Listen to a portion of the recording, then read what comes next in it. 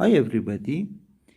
In this video we proved that this improper integral is convergent. The integral from 1 to infinity of sine of x plus x times cosine of x all over x plus 1 squared times the square root of x. To prove the convergence of this improper integral, we used some theorems. The first theorem is about the improper integrals from 1 to infinity, or from any positive number to infinity of dx over x to the p. We know that if p is greater than 1, then this integral is convergent. The second one is the comparison test. If for each x, f of x is greater than or equal to 0 and is less than or equal to g of x, and we know that the improper integral from 1 to infinity of g of x dx converges, then the improper integral from 1 to infinity of f of x dx converges. This is important to note that theorem 2 is applicable only for positive functions. But finally, in theorem 3, we know that if the improper integral of the absolute value of f of x converges, then the improper integral from 1 to infinity of f of x dx converges. Okay.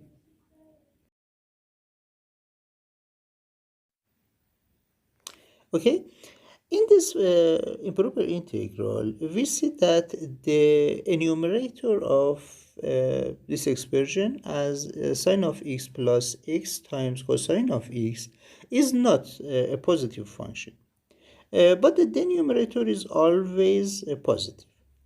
So we cannot use the comparison test directly.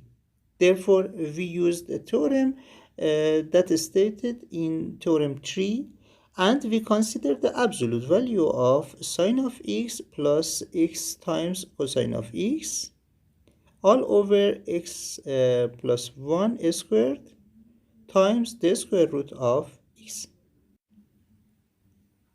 This expression is less than or equal to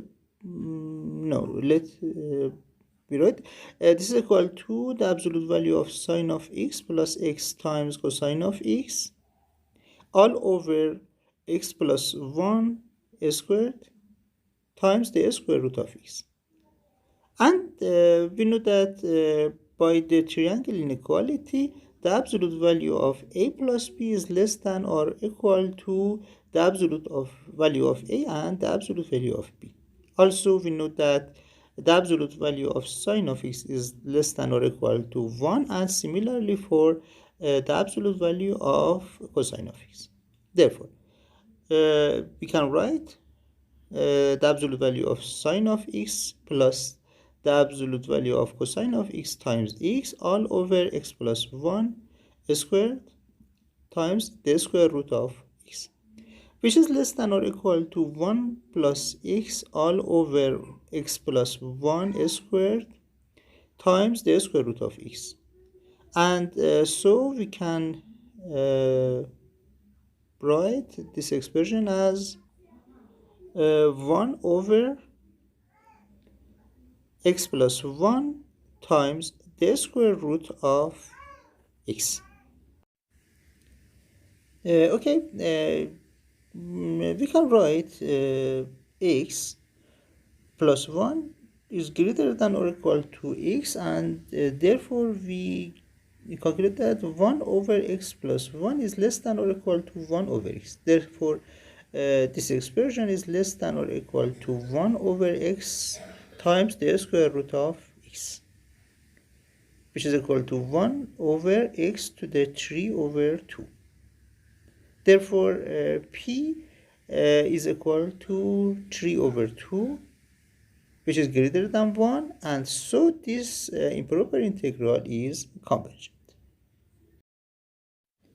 Now, since the improper integral of the absolute value of f of x is convergent, we conclude that the improper integral from 1 to infinity of f of x dx is convergent. And so we get the result. I hope that you enjoy. Take care, be safe, and goodbye.